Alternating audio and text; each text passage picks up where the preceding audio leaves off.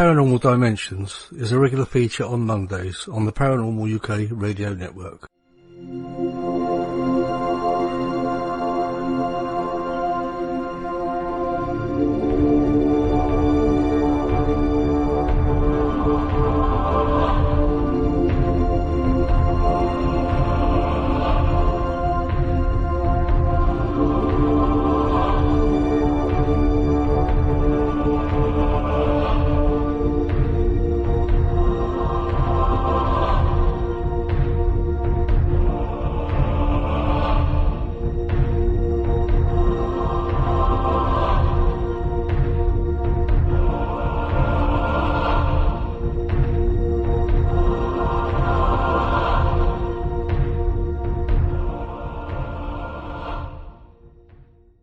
Hello, this is Malcolm Robinson and you're listening to the Paranormal UK radio network, the UK's biggest paranormal network, and this is Paranormal Dimensions with David Young. Hello, welcome to the show. Thank you, Malcolm, for the intro. Right, today we've got some call-outs for Byron Lacey, and he's in Nacogdoches, Texas. Chris Holton, Whittam, Essex, UK, and Carol Cole of Claremont, California, USA. Right, today's guest, I've got Juliette Gregson. She's a paranormal investigator, and I think you're going to find it very interesting. So I'm going to waste no more time and introduce Juliette. Hello, Juliette. Are you there? I am indeed. Hello, welcome to the show. Thank you for coming on. We will just explain that this Juliette stood in at short notice because today was supposed to have been Nigel Wright, but unfortunately he fell sick, and Juliette was very kind. I was going to get around to her anyway, eventually, but she jumped in quickly to do this show, and I'm very grateful, and get us out of trouble for the show that goes out on Monday. So especially welcome, Juliette. Thank you. Oh, that's very kind of you. Thank you very much. No, as I say, I was going to get round to you anyway, so it was just because we just had a little chat. It was an ideal opportunity to say, right, do you want to do this show while we've got space? So I was like, all right. Now, Juliette is very, you're very photographic. I mean, we're going to go into the paranormal, honestly, but You're very much into photography, aren't you? And you do a lot of conferences and things, take photographs, but you do a lot of local stuff around your area as well. Perhaps you'd like to just tell us a little bit about that as well, because it's a little bit of an advert for your business as well. Yes. Well, obviously, as the delightful David has obviously just said that, my name's Juliette. I live in the lovely sunny Blackpool, although today it's blowing a gale. It's deciding if it wants to. It's a bit like here as well, then. Yeah. I think it's like it everywhere. Absolutely horrible weather. Oh, it is. It's been terrible. How British did I sound then? So, if any American listeners are like, oh, God, they're going on about the weather. Oh, there's millions of Americans. Don't want to make you nervous, but... Over the years, sort of start off with my parents, actually, David and Cass Gregson. See, good names there. Yeah. David, Cass. And Dad was very techie, so he had cameras, he had sort of things like that. My mum likes things that are unusual, a little bit quirky. So I had a very fantastic upbringing. You know, as a child, they would take me to see, not normal shows, I got to see Hinge and Bracket live. Hinge and Bracket, for American and worldwide listeners, are a couple of, I don't know, what do you call them, dragsters? No, not dragsters, drag stars. Drag artists, weren't they? They were like men that dressed up as old ladies. But anyway, right, I digress again. Just YouTube it, people. It's just easier than us two trying to explain it. So, as the years progressed, I love old buildings because, again, that connects with the history, you know, the paranormal, with ufology, and I like anything to do with that. So it was, as the years progressed, I've been sort of in and out of this for about the past 20 years. Feel free to guess the age from the picture that's been provided. I'm over 21, under 100. I'm over 21 as well, so you're... So I would try and research an area. So say, like it was Blackpool Tower as an example. There's lots of history there. But of course, to me, go-to history is people. You've got your books, but it's like oral history. That's always absolutely fantastic. Trying to photograph something, be it, you know, what do we get on camera? And then, of course, you can get into the debate of oh, have you faked it? No. And what is it when people say, oh, well, you can only get the ghosts and the paranormal at night? Really? Mm. Is there a handbook there? Yeah, they only come out at night, yeah. Yeah. Dear Bob the Ghost, right, I've got my handbook. I must start haunting at 3 a.m. in the morning. I'm up now, I want to haunt you. To me, there's elements that do make me smile and giggle when people go, here we are, it's 3 o'clock. And I'm thinking, why don't you do it during the day? You're just as likely to get something. Well, that tickles me. It's only the vampires that come out at night, isn't it? And the werewolves and things. Well, you've not been to Blackpool during the season, but I digress. Oh dear, sorry. Yeah, go on, carry on. No, you're right. It was me, I threw you there. You did a little bit. It's like, ooh. So over the years, like I said, I like science fiction. I've got a healthy interest in the history of where I live. To be honest, if I go anywhere else, it's like I always have the camera, and it's like, ooh, what interesting things can we pick up? Talking to people, attending conferences, and a lot of people that you and I both know, I've known over the years. Yeah. So it's nice seeing them progress and grow and do well, and it's just such a weird and wonderful subject. But I think the thing I like about conferences, and I hope people listening will probably agree with me here, like-minded people. Yeah, exactly. You can go there, you can stand and you can go, I see dead people. I've said that to my work colleagues, and they're actually kind of cool with this, and they're like, all right, okay. I get things left on my desk, but, in a different environment, people kind of go, huh? Ooh, really? Are you mad? It's like, no, it's just a different perception. And it is. But it's trying to explain that to somebody. If you go to things like this, nobody's really going to be, what's the phrase I'm looking for? They're not going to be disrespectful. They'll go, no, okay. That's right, yeah. This has happened to me. And you make new friends through it. You make new contacts. You learn things. You're always learning with these subject matters. It's absolutely brilliant. Absolutely. Obviously there are one or two strange people you do meet, but in general, people are very nice. People are very nice, and I've made lots of friendships from it. It's as you have, Juliette. It's and it's usually good company. You can all have a good laugh, and but also you can talk about serious subjects as well. And not get a funny look like you're talking about. It's very true, though. It's like, probably Malcolm could probably debate this one better when he's been on television or he's been in the newspaper and he gets represented. And it's quite hard and difficult to do. I admire anybody that can get up on a stage and talk about whatever subject matter it is, Bigfoot, Roswell, etc. So it doesn't matter if they're not as brilliant as somebody else. I still admire them for getting up. It's a hard thing to do to publicly speak. Yeah. It's a hard thing to do with what you're doing, with what I'm doing. Not everybody can do that. Because you think, keep talking. Oh, the listener's going to find this interesting. It's keeping the momentum going and not sounding... Well, I'm still trying, so... You know what I mean, though? Yeah, I do, yeah. When you probably decided to do what you're doing now, you listen to everybody, other podcasts, and some... You probably thought, oh, fantastic, great, excellent. And others you thought, well, I'm going to the toilet now. I need a snack. Yeah. It's keeping the momentum going. It's keeping the subject. It's getting new and interesting guests. It's getting maybe people that the wider public have not heard of. Yeah. Me as an example. And also, another problem you get is quite a few guests. They seem to do the same circuit, and you're trying to find guests. Different guests a little bit, maybe so you can have a varied type of guest on, It happened actually on our network a few weeks back. We had the same guest on two different shows on the same network, and I shuffled mine. I said, well, what I'll do, I'll hold on to mine and put that on later. But that was Jason. That was, in fact, but Alison and myself, unbeknown to each other, had both done the same show or not the same show, but a show with him. So I thought it was silly putting them both out in the same week. Sure. So I held mine back and put it out later. But anyway, this is your show. Don't want to. Don't worry, David. But that's kind of what happens. It's I try to.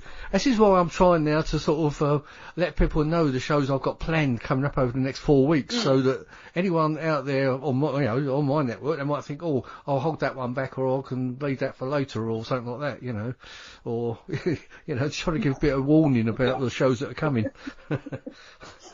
But yeah, but like we were saying, I mean, you do meet a lot of nice people at these conferences, and as we're all on a learning curve, aren't we, Juliette? I mean, none of us are experts at any of this.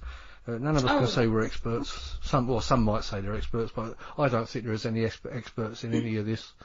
There's always room for improvement. There's always books to be read. There's always things to think, oh, I didn't think of that angle. Yeah, of course, that's right. Having an open mind. I mean, I've seen, it's like the line I sort of said before, and say, hello, I see dead people. I remember doing a guest talk, and the audience sort of just looked at me and then laughed, But then again, I've been known to stand in a lift next to somebody and turn around and go, hello, can you see me? Pause. What? After the screams, yeah. Okay. But it's like opening a sentence, yes, I see dead people, or yes, I can see things that nobody else does, or the dead, or so on and so forth. You can sort of transfer that to when you speak to somebody about the subject of ufology. I've never seen a UFO. I remember Jason, I think it was OLM, said, have you asked? And I went, yes. And he sort of smiled, and I said, I have. I said, but nothing's happened yet. I said, they're probably just watching and laughing. I don't know. I said, it's one of those weird and wonderful ones. Again, you can talk about that for hours, but it led me on to something quite amusing.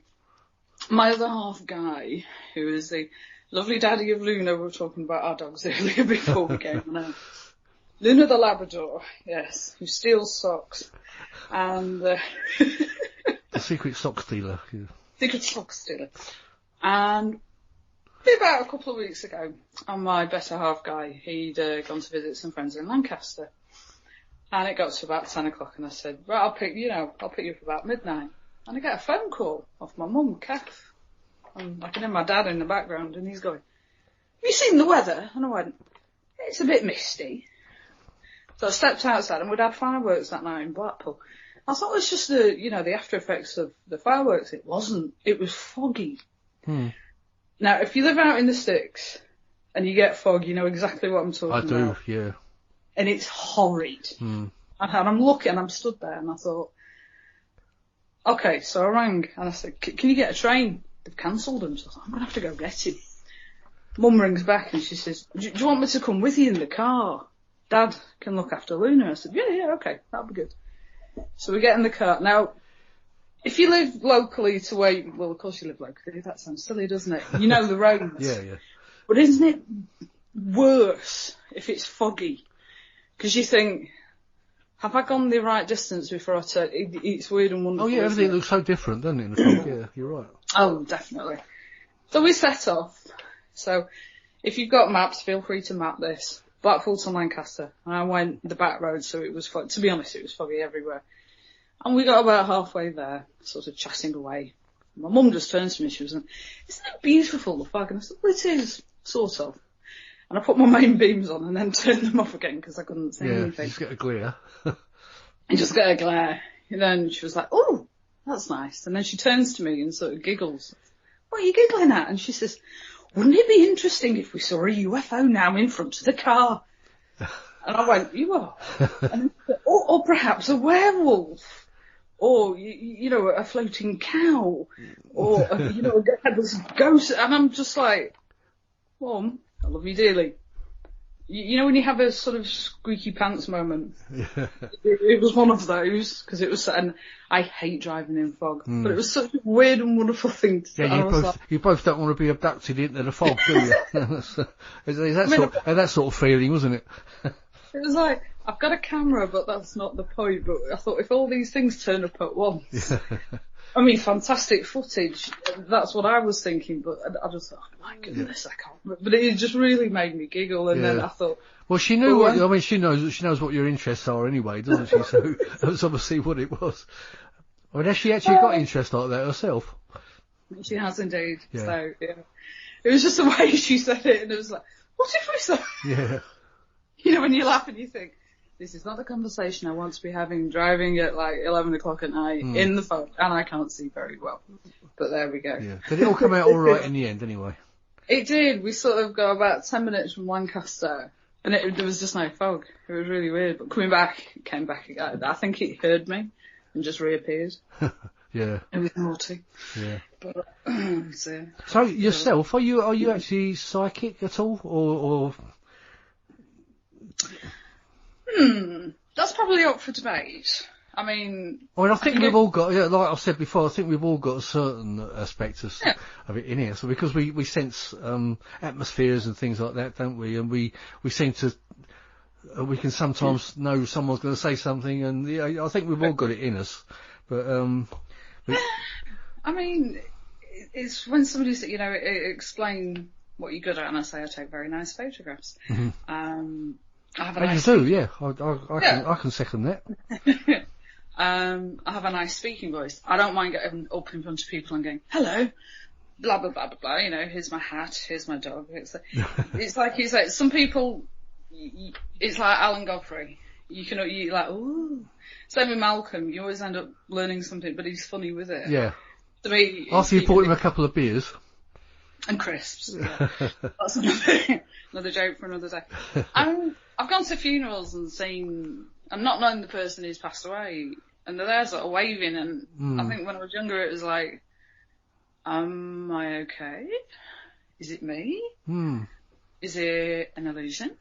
But I think the older you get, the more you read, the more you sort of the people who are like-minded. I mean, some people do, some people don't. Great, fantastic. It's if I've gone out to take photographs of a building or a skywatch, whatever, I don't go out and think, right, I'm going to get 3 ghosts tonight or during the day. Any pictures of anything weirdly paranormal I've got during the day. That goes back to what I said earlier on, like, there's no handbook saying you must come out and haunt it. That's true. Well, now you being a photographic expert, let's ask you some questions. I've taken pictures in Rendlesham Woods, and I've taken most of the ones I take in the dark. I'm talking about in the dark.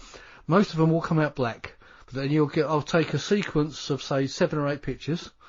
Yeah. Most of them will come out black, and all of a sudden you get 2 or 3 of them who've got like orb shapes in them. Now you'd imagine that if they were, dust particles or moisture particles, as we keep hearing, that you get it in every picture. But as you know, with molecules and particles, they move. So they're not going to stay static, are they? It's like, it's, again, orbs, another one that you could have an hour's worth of a programme. Are orbs real? Are they an entity? Rendlesham, I've never been. I do hope to go next year.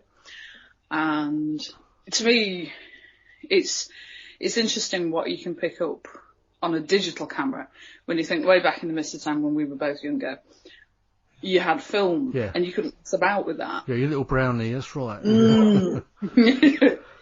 But it's like I've got things, and I've not manipulated them in any way. And I thought, what have I got here? You've got something in the corner, or you've got some kind of weird or mist. Yeah, you get some weird mist shapes as well, can't you?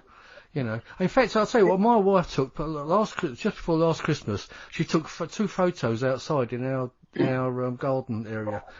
She took both pointing in the same direction. One was completely clear, and one had like a misty shape in it, and yet there was no mist around at all, and neither was smoke or anything like that. So that was really weird. That picture, and it had kind of a shape in it as well.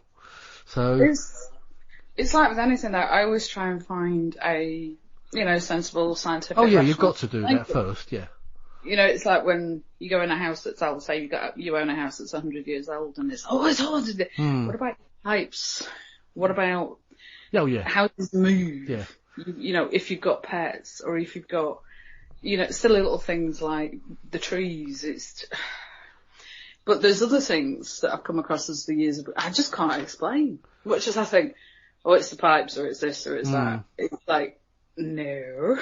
No, you've got to look at, I mean, there's creaking floorboards and drafts and all sorts of things that can cause noises and etc. You know, so you've got to look at all that first. But as for pictures, I mean, have you ever met Brenda Butler? No, not yet. No, so hopefully if you get a chance to come down to Rendlesham, we can go and meet Brenda. But Brenda's got an amazing collection of pictures that she's taken over the years in Rendlesham. Many very, like these misty shapes and obviously all shapes, as all, things as well. Now, once upon a time, I think it was once, I've actually seen orbs with my naked eye. It's only been a couple. But I was with Brenda that night, and we saw a red orb, and she said to me, "Did you see that?" I said, "Yeah, I saw that as well." So, but other times, Brenda can take your camera from you and take a picture with it, and get things that you don't get. Oh, I understand. It's like if I go in, I love churches, I love cathedrals, windows, you can guarantee any camera I've ever owned, and I can take I'll try and get a nice picture of a statue, and I'll get shadows, and I'll hand the camera to my mum, Kath. Nothing. Absolutely nothing. Hand the camera back to me, and it's like shadows. Yeah, it's weird, isn't it? I don't know how you explain that, really. I can't, because the cameras I have, they're not cheap, they're not like Major Leagues, they're the standard, £1,000 with Nikon, but anybody else who does, you can talk to Jason, please about this. It's like when you try and take a picture, you try and buy the best equipment you can. Although with the UFOs, you're like, you've got all this equipment, why can nobody get a decent shot? Yeah. Well, normally it's distance comes into it as well, isn't it? It's not just having it, and at night and distance all comes into it. That's a lot of the time why you can't get good shots of UFOs. Wobble cam. I think I saw a meme once and it really made me laugh, and it was like, quick, a UFO, find the worst camera I own. Yeah. Well, you think everyone's got pretty decent cameras on their phones now, haven't they, really? They're a lot better than they used to be. In fact, some phones are better cameras than what cameras are, Very right indeed. That does make me smile, though, because some things you can see, we've all seen things on the internet or on Facebook. I had this debate with a friend of mine, and I said, let's say we put a conference on. Yeah, go on then, Jules.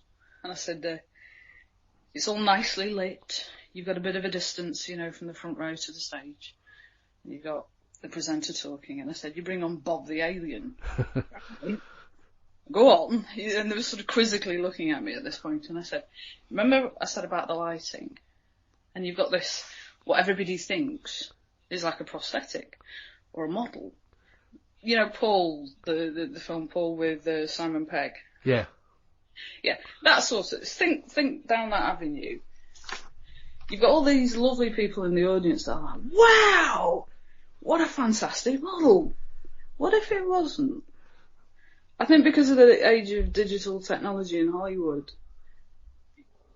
you see that and you think, wow, like Independence Day, etc., things like that. Yeah. At some point, that will probably happen on stage, and everybody will be like, yeah. To me, I'm like, yeah, but let's just flip it around a bit. Yeah. Or some people, it may have already happened, because what with the alien autopsy with Spiros Pilaris, he's already done it, hasn't he? When you think about it, he's had a dummy on stage, and people thought it was real. It's an interesting theory, though, but it's like when you see a ghost walk through a wall, and they say, well, why did he walk through a wall? I said, well, look at the original plans of the house.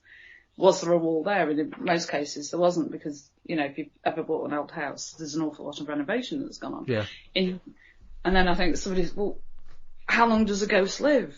Well, how long is a piece of string? Yeah.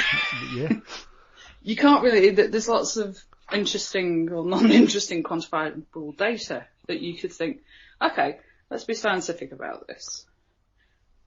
And then a lot of people fall over because they go, it's real! And you're like, no, it's not. I mean, normally I would have thought that ghosts are only in that environment for a short time until they pass over into another realm anyway, don't they?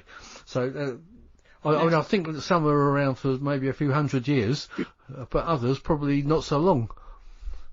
I think I read, again, it was on the wonderful Facebook And it could have been Malcolm, actually, I'm not quite sure. And somebody started a conversation, and it was like, why don't you see, I think it was like the Roman, or Egyptians or sorts of, and it was like, actually, that's a really good point. It was only, you see the Headless Horseman from the last 300 years, or, I was like, that is a really good point. Did they just kind of go, right, I've had my contracts up? Well, I mean, I have heard stories about ancient Roman centurions and things, and they're actually sort of walking along on a lower level, as if, like, over the years, the levels come up, obviously. And, I've heard stories like that, but you obviously don't hear stories about ghost cavemen or anything like that. No. I mean, I'd love to see a ghost Tyrannosaurus Rex. That'd be fantastic. Yeah. Well, maybe not everybody would probably agree with me with that, but to me, it's like Doctor Who. Oh, I want a TARDIS. I wish that was real. For me, I'd just go back and visit various points in history because it'd just be absolutely fascinating. Yeah. But of course, you're not supposed to interfere. No, but you're interfering by just being there. Yeah. It's just interesting. I love old photographs, be it, where I live in Blackpool and the Fylde or wherever I visit. So I always want to visit new places, take pictures, talk to people, write things down, get information out there. It's just, it's like you say, it's a learning curve. Oh yeah, definitely. I mean, that's the reason I started this show. I mean, I've said it a few times on here, but that's the reason I started this in the first place, for me to learn as well. Not just to, for to have interesting guests on, but I want to learn stuff, and I think this is a good way of doing it by talking to, it gives me a chance to talk to people I might not have got the chance to speak to properly, also. Very true indeed. Ooh, which leaves us sidestepping ever so slightly. Before we came on air, we were talking about a few mutual friends that we've got. Don't tell them everything we said. No. You can send me the check in the post. We are kidding. Right.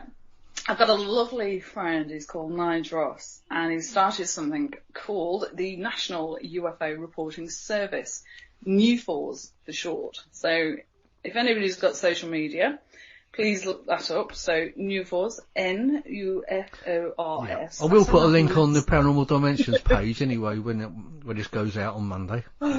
I sound like I'm auditioning for the BBC Weather Service.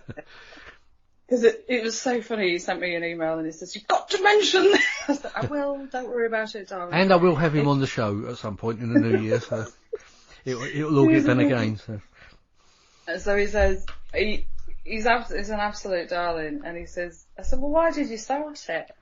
And he says, well, basically, there's part of me that wants to read out what he sent me, but the other part of me sort of goes, I want him to explain this, because it's actually really interesting to read.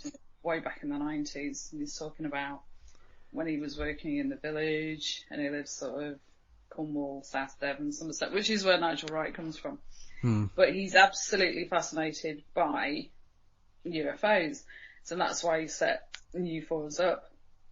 And he's managed to get Paul Sinclair, Truth Proof. Yep. He's going to be doing a National Skywatch Night, which is in March. Yeah, Paul's doing well now, isn't he? Over this last year, he's really taken off. Oh, definitely. We've got the lovely Philip Kinsella, and he's donating proceeds to his Drew's book sale. Yeah. So they really hit it off. So, when something just starts as an idea. Yeah, sure, yeah. Passionate about it. And it's something that was done back in the day. It's like a running joke with me sometimes. It's like, what's your job? And say, well, I'm an office worker, civil servant, not the Ministry of Defence. I really should get some t-shirts made saying that. I'll make a killing.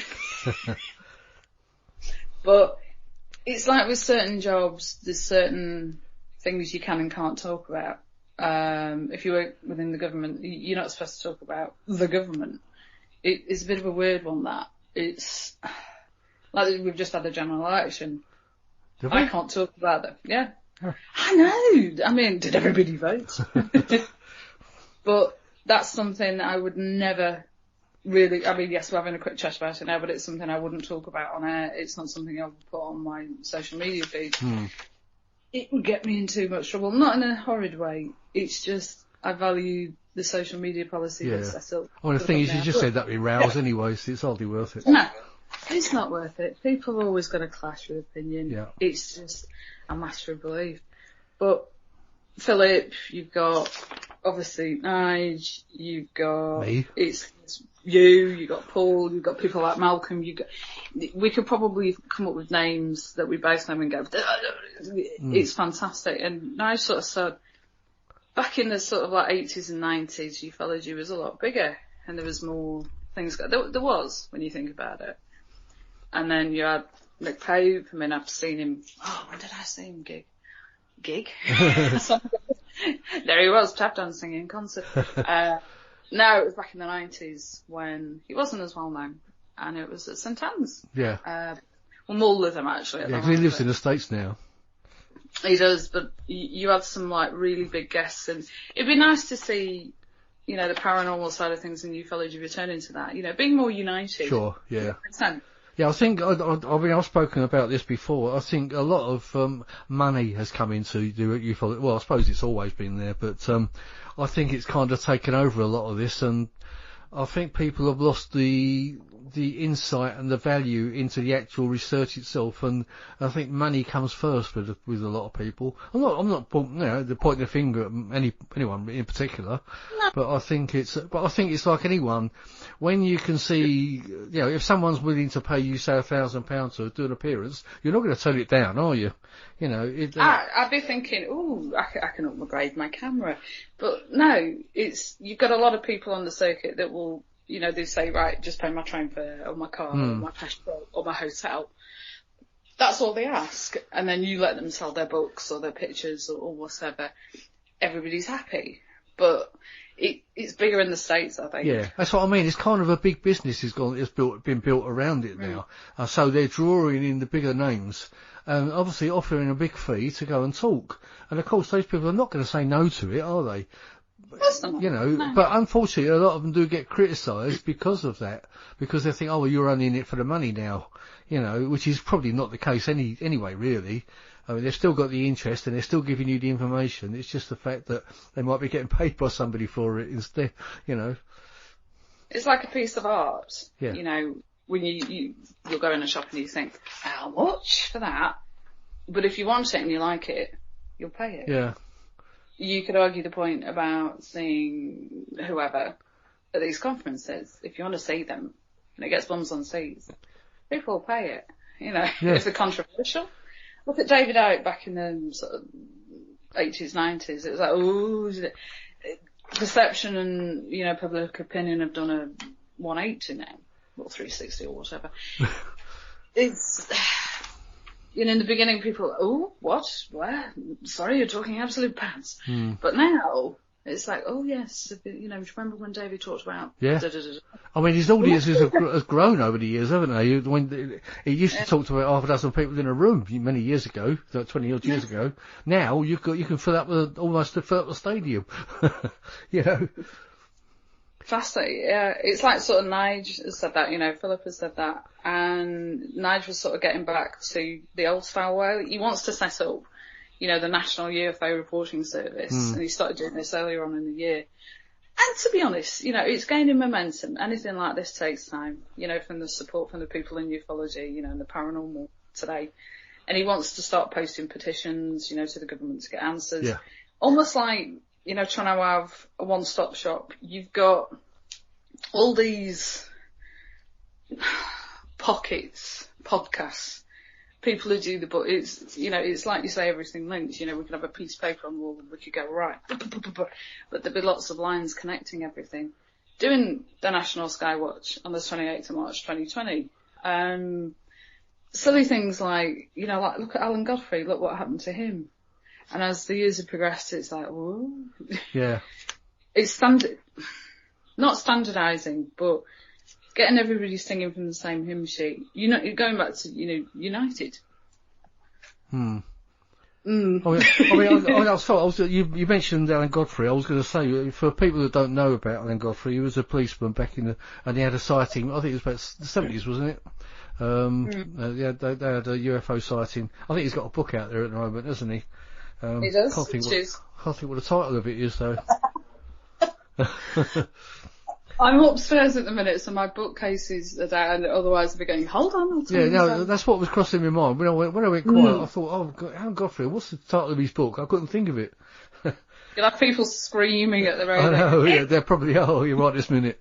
Well, they will be when it goes out. But anyway. But it's sort of standardised. I mean, one of the things that we're going to be doing next year is quite interesting. We're going to, don't know if people have heard of Befora, and they do a course. Yeah. We've got some lovely people that are going to be taking that. It takes about 8 months, but why don't universities, you know, it'd be great to turn around and go, right, I've actually got an accredited A level in parapsychology. Weird thing is I actually have one from my Blackpool and Fylde College, but they only did it for a year. If you want something to do with or anything like that, it's at degree level. Not anybody's got that kind of money. You want something you could do in stages that's actually properly accredited, which goes back to the reporting service. It's getting everything standardised, you know, because people, it's like having an exclusive. When you have a conference, we've got Bob the Ghost, Bob the Alien. But it's nice because you know you're going to get people coming in. But it's the same, it's like sitting on the information. Yeah. Does that make sense? Yeah, it does. Yeah. So, yeah, I mean, as I say, we'll get Nigel on the show as well, but it looks like it's going to be pretty interesting, his idea.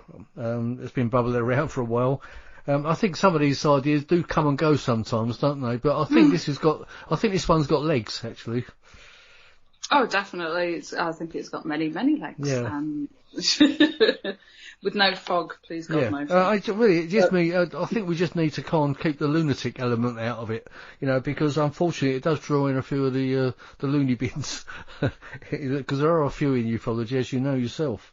And I think that kind of can, I don't know, sort of knock things down a bit if you start getting a few of these type of people involved, but, yeah. It's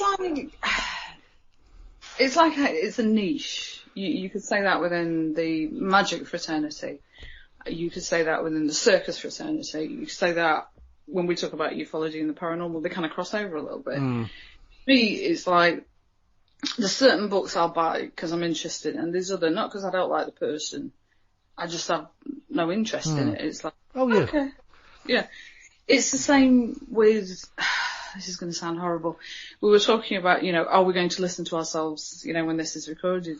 And we said, well, maybe we're... Yeah, we were talking about that before the show, before we started talking on the show, yeah. Well, I say, I often don't listen to my own show, to be honest, because I don't like listening to myself, but hopefully other people might. It's like, woo! Yeah, it's either going to be, yes, we like Juliette, she was quite entertaining and a bit weird, but, you know, he may let her back again, we're not quite sure yet. But but it's like you say, it's keeping the interest going, it's keeping the momentum going, it's getting the support from people. You're always going to get people that clash.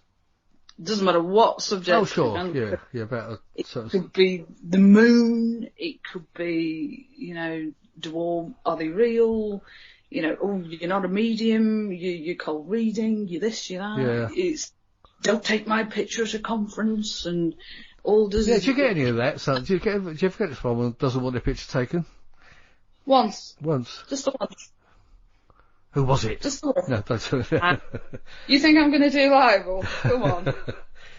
Nice try though, I'll give you points. For me, it's like one of the things, because I've sort of done speeches and things on stage over the years, you sign a disclosure thing. You know, you give permission, A, to be recorded. Obviously, there's somebody there with a camera. And B, if there's somebody there with a camera, you know, picture camera. Yeah. To me, it's part of the thing about being on the circuit. It's just part and parcel. Yeah. I mean, really, that's a good way of spreading the word anyway. I mean, you want your stuff to be heard, don't you? I mean, when I take a picture of somebody, I love people watching. It's fabulous. It's, you know, I got that. Do you remember that one I got you and Ron? Yeah. From the ceiling. You went, when did you say that? And it was like, Yeah, you were floating above in the air somewhere as well. Yeah, Malcolm and Bill's orb at Pontefract. It was like, no, I was up there. No, but you were over there at that point. No, have you got anything on? I did catch something on camera, but not as clear as they got, so that was quite bizarre. But at the end of the day, I remember sort of, whenever I take pictures of people, it's nice when they're posed, but to me, if they're sort of, you always get like Alien Bill pointed up. That's like, yay, great, no, fantastic. I agree with you. I think it's nice to have pictures of people sitting there chatting and stuff rather than sort of posing for a picture. No, I fully agree with you. To me, it's a nice reflection. It's like, I put them up online and it's like, I remember, I think Phil was like, oh, I was like, whoa, do you hate it? And he was like, no, it's brilliant. I was like, oh, that's very kind of you. To me, I'm doing it to record it. So again, you're recording history again. But to me, it's something nice to say, they're doing books or whatever. And they go, Juliette, can I use it? Yes, of course you can. Yeah. Remember to credit. Yeah. Well, you're picking up more of the atmosphere of the actual conference or whatever, or event, aren't you? Anyway. Yeah. So. It's one of those things, at the end of the day, I'm not the prettiest. I'll hold my hands up. You know, some people will go, yes, you're very ugly. I'm a very good in line in self-defense. No, don't knock yourself down like that. That's terrible, because you're not. That's silly saying that. Well, it's like when you take a picture of somebody, and I've got a chin. You know, I've not got 9, I've probably got 2. But it's like if you see people doing selfies and they always hold it up above their head, and it's like, it's get a good angle. Yeah. But I've taken some of myself. I think I've nearly broken the camera, you know. So when I do that with somebody else, wherever, I always try and get, you know, a nice shot. Yeah. Or I'll shade it a bit, you know, black and white. But at the end of the day, if somebody says, oh my goodness, I don't like that, I'll take it down, because I know exactly where they're coming from. Yeah. No, I mean, the thing is, everyone's different. I mean, some people think some people are funny looking, some people think someone's nice looking. That other person will think that other person's, you know, everyone's got different ideas of what is, I don't know, what's good and bad. We've all got opinions. But, if we all look the same, it'd be boring. To me, it's like some people have got very characterful faces, or it's like when you go back to the age of the 60s and 70s of the films, some people, I knew a chap who was lovely, you've watched Star Wars? Admiral Ozzel? I've seen a few bits. I fell asleep with the original Star Wars. There's a chap and he was, right, Grange Hill. Grange Hill? Grange Hill? Slightly, maybe, yeah. Slightly. Do you remember Mr. Bronson? Charles Bronson? No, Mr. Bronson in Grange Hill. Oh, right, no, sorry. No, Google it.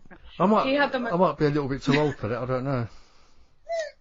He was an English actor, and he did Hammer House of Horror, he did Carry On. Yeah. He had the most beautiful voice, but to look at, and he says, look at my face, bag of Spanish. But he was and it was like, oh. Doug Bradley from Hellraiser, he was Pinhead. Again, I know, yeah. Beautiful voice, very characterful face, and he'd do come, and you'd be there, come here, okay, anything else, bring me things, okay. Yeah, I mean, there's been quite a few charismatic actors that have been nothing really much to look at, you know, but they've got a charisma that comes out beyond that anyway. So, as they say, beauty's in the eye of the beholder. It's not always, and it's not always correct. Well, you know, you have people like, you know, the example, Fred Astaire, for instance, he was nothing to look at, but look at all the leading roles he had in films. You know, like Charles Bronson, I mean, he's an ugly bugger, really, but look, he was a starring actor, you know. There you go. I mean, it's like silly. I mean, what I do also, obviously I work full time. One of the aims for next year for me as well as supporting Nige and Philip and Jason and Paul and everybody else with New Fours is, anybody who knows me will laugh at this bit. I'm writing a book about Blackpool ghosts, myths, tunnels, UFOs and murder. I always feel like I should go dun dun dun. Yeah, I know. Now, this book, I was going to say, have you not written that book? Or is that the one that's on the go, is it? It's the one on the go. Oh, I was going to ask you about that. Okay, now I know. I thought it was actually out already. Oh, it's a running joke. It's because I work, because I've done other things, and, you know, when there's not enough time in the day. Yeah.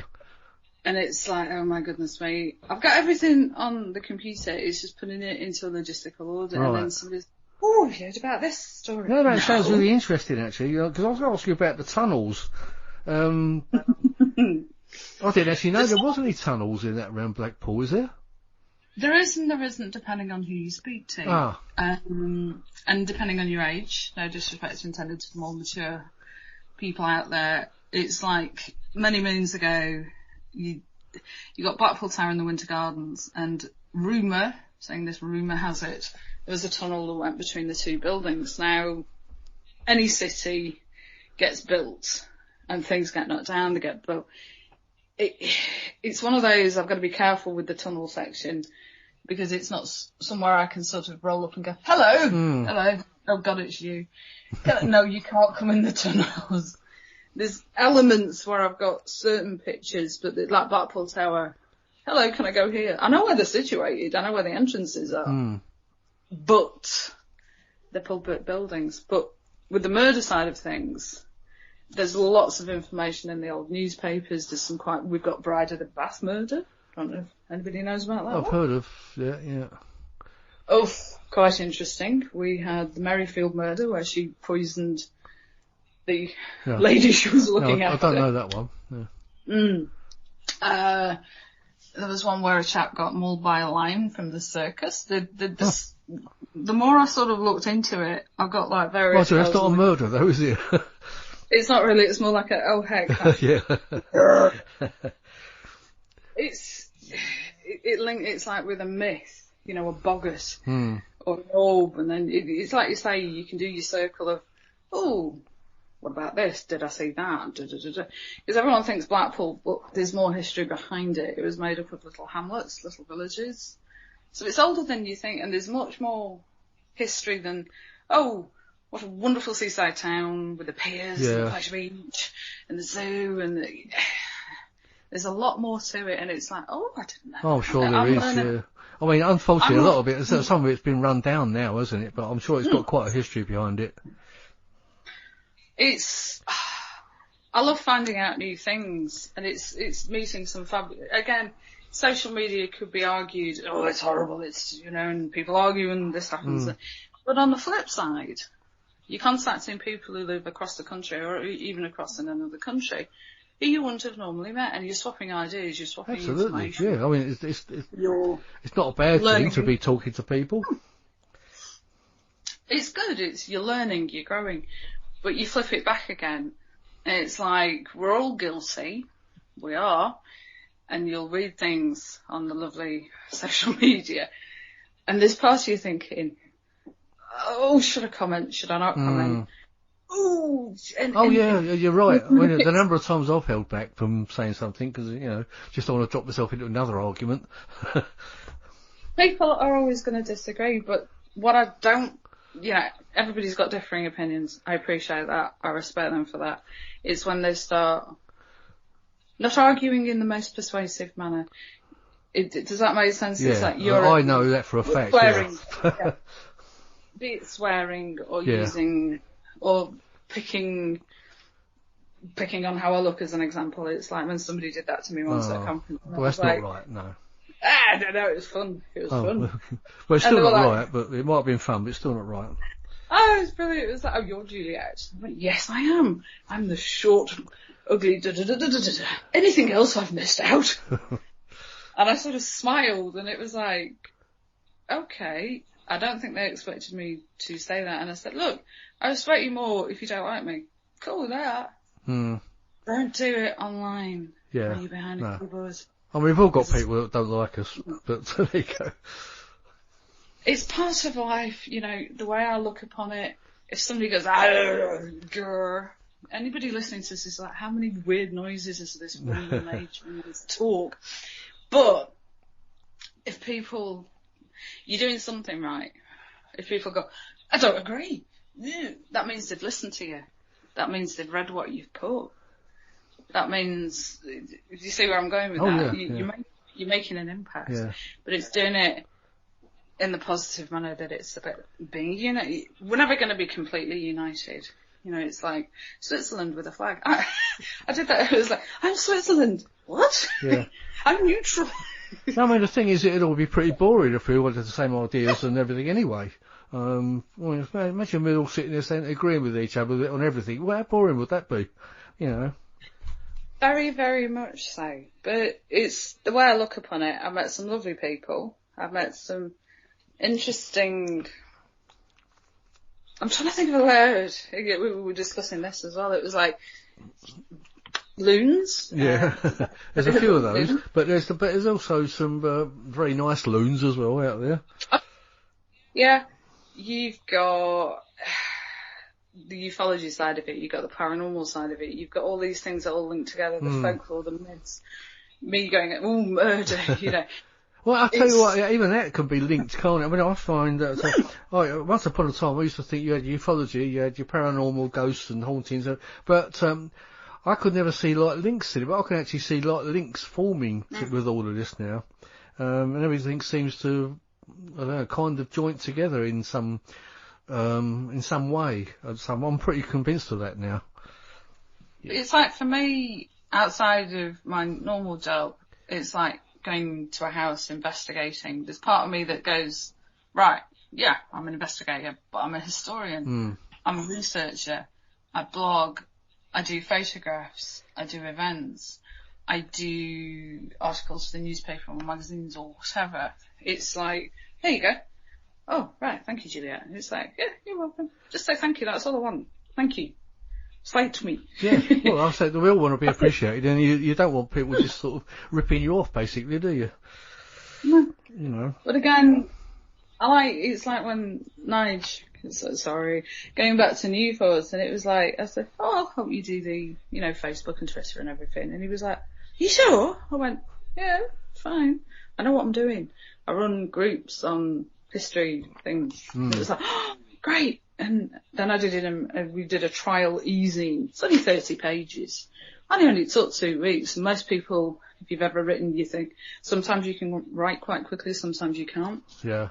And Phil was like, oh, brilliant. And I said, oh, fantastic. I said, is this all right? And it was like, you've done this in 2 weeks? Yeah. It's not easy to do. No. You've got to be in the right frame of mind, haven't you? You know. Once you get going, I mean, people may like it. People may go, it's, if you don't try something, you don't know. If you don't go out there and discuss things or do things like this, because, you know, you might get somebody on your show at a later date and they'll be like, I'm really nervous. Oh, yeah, that's usually me, the other way around. But some people are just brilliant, and others, you've got to prompt. And this part of, it's like if I want to sort of go, oh, say this, talk about that, go on, but it's rude to interrupt. Yeah, so. yeah. But at the end where you're there going, with your hand going, pick me. Oh. Are you going to the whole conference next year for when Peter Robbins comes over? Yes. Oh, so I'll be seeing you there anyway, if I don't see you before. I should be floating. Are you about. there? Are you there in an official capacity, taking pictures, or an unofficial capacity, taking pictures? I know you'll be taking pictures, whatever. Chris said he was just like, yeah, I'll take pictures this year, but you know how busy he was. Yeah. At the one we've just had. So I said, I will ask permission, because it's only polite. It's all well and good if you turn up to somewhere and you're there with a whacking rag. And to me, it's just polite to get permission. Is it okay if I take pictures? Wonderful. Thank you very much. Again, if I go up to somebody, you'll know if you've seen me at anything. Hello, can I take your picture? Yeah. If I don't know them. If I know them, it's okay. You know, they go, oh God, it's you again. You get various sort of gestures. Yeah. But to me, it's asking permission. Yeah. It's a shame you couldn't come to my Colonel Holt conference I had in September. I know you wanted to come, didn't you? And that would have been... I mean, we did get quite a few pictures, people taking pictures anyway, but I think you'd have got some good ones. I couldn't get the time off work. No. It's one of those things where you really got to book in advance, because I remember we were discussing it was like, are you going to do something next year? Probably. When? Don't know. Just leave it. Anybody who's ever organised a conference, I did one a Star Trek one many years ago. It's the logistics of sorting this out. You've got to try and get the guests. Yeah. What if they're ill? What if they're not? Do you have to pay? Are they self-funding? How many people? A lot of the time you lose money on these. Oh yeah, definitely. You do. Yeah. I mean, I was just about scraped over the line, I think, for that. It wasn't a profit-making exercise in the first place anyway, but a lot of people. But I mean, a couple of weeks before it, I was actually well out of pocket, but then it sort of kind of made its way up, just over the line after it. So I know it can cost you a lot of expense. There's a lot of trauma involved as well in sorting those conferences out. Been there, not specifically doing a ufology paranormal, but the Star Trek one.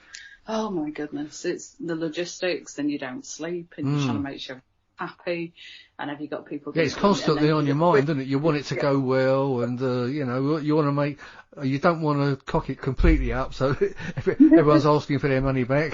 You remember about it? No, I'm going to go to Cuba with it. Yes. Oh, I wish. Yeah. I don't even want to go there. Yeah, I think we've covered quite a lot of subject. We've gone on about the National Reporting Service. We've talked about United Ufology, Paranormal, Investigating History. Yeah, I do try to make this quite varied. We've got quite a bit. I mean, what about ghost investigations? How many of those do you go on? Like, are you in any groups that do paranormal investigations, or? This is where you could debate the point. Some, I feel, this is my own opinion, are out there to make money out of the experiences of the individual who's paying, be it a loved one. You can say that about mediums. You've got some fantastic, genuine people out there, but you've got ones you think, okay, not mentioning any program names, I always used to find it highly entertaining, and they'd be in Germany or wherever, and they'd be there, is anybody there? Speak to us. You're in Germany, mate. Why is the ghost speaking to you in English? Yeah, I can see that. Yeah. It's like translation. It's like, oh, wonderful, you got a babel fish in your ear? But, you see my point? Yeah, I can get that point. Yeah. I mean, I've got to say, with some of those programs, I mean, I'm going to say, like Most Haunted and things like that, I think they're very interesting for the fact that the history of the venue, of the place they're going to, I find interesting, rather than maybe the program. I mean, the show itself, I still find them quite entertaining, but it's actually the history of the place I find it. Oh, isn't there a disclaimer? I think it's that this program is for entertainment and something purposes only. But yeah, you've got to remember. I don't actually think they're faked per se. I don't think so. I mean, I could be wrong. I mean, I've known a couple of people that have been on them, and they've said they're very good, and they do try to do like serious research. But I think you get to a point where if you're doing something for TV for the public, the public expects something to happen. So, maybe they are, they might be exaggerated a bit. I'm going to have a conversation with you at a later date about that subject matter. Okay, yeah. I'm just going to, yes, I'm giggling, but you'll understand why it's a later date. Not in the next 5 minutes, but. Okay, yeah, that's fine. It's a genuine reason why I'm sort of giggling in a kind of, Alright, you got to think with TV programs, people wouldn't watch if it wasn't interesting. Oh, of course, that's what I mean. You've got to give it some sort of like artistic license, have you, to make other people are not going to watch it. You got to think, if you've been on an investigation yourself, there's sometimes nothing. Oh, absolutely, yeah. I've been bored out of the brain, and then, sort of 2:30 in the morning, you think, oh, I'm going home, I've had enough. And then something will happen. It's just the way it goes. And I've been. But that doesn't make for interesting television. No, I mean it's actually pretty. I've said it before on some of the shows. It's actually most paranormal investigations or ghost hunts. They are quite boring sometimes, right up until something does happen and grab your attention. I mean, I've gone on some that you just come away thinking, oh, that was a waste of an evening. To me, I like. Ones that you go with your friends. You've got ones, there's a lovely chap that's a friend of mine called Stephen Mercer, Supernatural Events. And he does the only one in Britain. He does a ghost tram. Oh, what? A ghost what? Ghost tram. You get on one of our lovely Blackpool trams, oh, right. vintage one. one. You set off from the tower, we go to Fleetwood, and then we come back, and then he talks about the ghosts. It's brilliant. That sounds good, actually. Yeah. It's I mean, you've got your ghost walks, and you've got various historical buildings here. But the ghost track, it's a good idea. It was like, yeah. Yeah, the ghost track, that sounds really good. Oh, if ever I get out of Blackpool again, I'll have to look.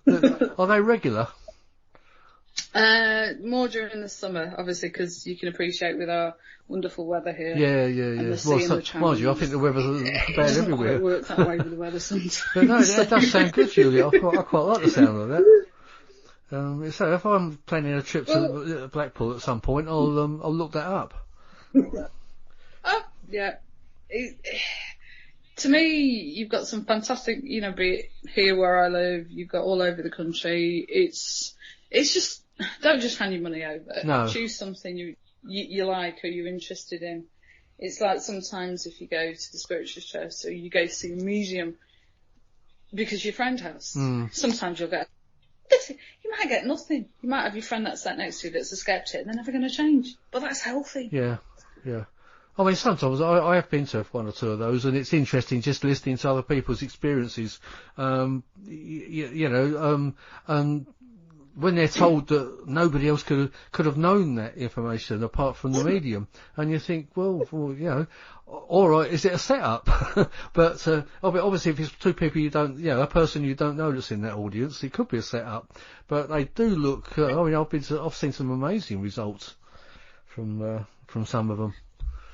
It's fascinating. Then again, you can Dan Brown. He uses something, or he used to use something called neuro-linguistic programming, cold reading. Read up on that, people. It's an interesting subject because I'm sending all. To me, it's. I've done NLP. My father and I used to work for a hypnotist, Lord Payne.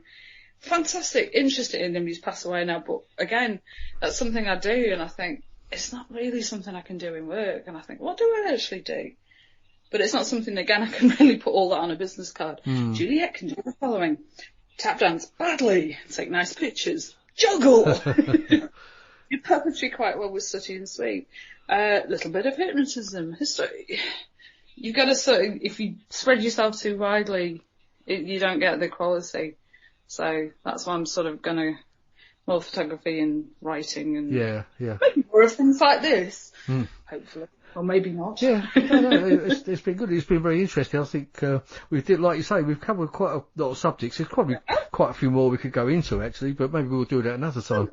But checks in the post. Yeah, that's all right. Thank you. I hope you made it enough. It's a big one, is it? No, it's all right. Well, it's a rubber check. Like all of us that are in this, but I don't do this for the money, and I know you don't. I mean, I know many people that don't. I do this out of my interest. I'm trying to learn from it. I'm not interested in making money out of it. I mean, if somebody wants to throw me a few thousand here and there, I don't mind. But no, I'm not in for anything for the money. Just my interest, really. You're gonna have to post a picture just with you with like a hat, just going, please, more. Yeah, no, I couldn't do that. I mean, anyone that knows me, I think knows that of me anyway. I would hope, but because I'm just not interested. I'm not that way inclined. It's there you go. But anyway, Juliette, it's been lovely talking to you, and hopefully you will get over to Rendlesham Forest next year. And obviously, if you do, you let me know, and we'll go. We'll have a meeting with Brenda and sorry, that's my. Sorry about that. Yeah, we'll go and see Brenda and everything. And you can do something. Obviously, you'll see a lot of her pictures and things that, and I think you'll be amazed. I mean, in fact, if you go to her website on Facebook or on Facebook page, there's quite a few pictures on display there anyway. But it'd be interesting to see what pictures you can get in the woods. Oh, definitely. It's obviously you'll have your own opinion of your own pictures then. Yeah. But, I mean, flash, no flash. It's it will have an effect. Yeah. It's like I said, exciting times ahead. I think for both of us in 2020. We'll have to see what happens. Yeah, I mean, it does sound exciting. There is a lot going on for 2020. And I'm sure other things will develop out of it as well. I've got quite a few guests, more good guests coming on. I think I've almost filled the year up already, I think, with a list of guests that I've got for next year. But, here we go. So, I mean, I'm constantly juggling them around, but there you go. But, but yeah, I'm looking forward to next year. And, as I say, I do hope you will manage to get down to here. I'm hoping I'll definitely be seeing you next year up in Hull anyway. If not anywhere else before that. But anyway, Julia, it's been a great pleasure having you on, and thanks for making the time to come on. It's been very interesting. I hope you've got something out of it as well. Yes, thank you very much indeed, listeners, and ladies and gentlemen, and lurking listeners and everybody else. Thank you very much indeed. I'm available for weddings, funerals, bar mitzvahs. Joking aside, thank you for listening. Thank you, David, for inviting me on the show. I'm on the lovely Facebook and Twitter and everything else. I'll put some links on the page and everything for you. And I do hope that everyone's enjoyed listening to this show. I'm sure you have. I mean, it's been very interesting. So. And another wonderful guest, Juliette. And thank you again for standing in quickly after my unfortunately Nigel falling ill. We wish him well, and he'll be with us early in the new year, hopefully. So we'll get that show up and running. And but anyway, Juliette, I'll wish you goodbye and thank you again. And thanks everyone out there for listening. All right. Thank you again, David. Right. Thanks bye again. bye, Take Juliette. care. Thank you. Thanks. Bye bye. Bye. Right, you've been listening to the Paranormal UK Radio Network. I'm David Young. This is the Paranormal Dimensions, and catch you again next week. Thank you. Bye bye. Paranormal Dimensions is as bright and powerful as our celestial star, the sun. And although it's expending thousands of pounds of energy every minute of the day, have no fear. There's plenty left.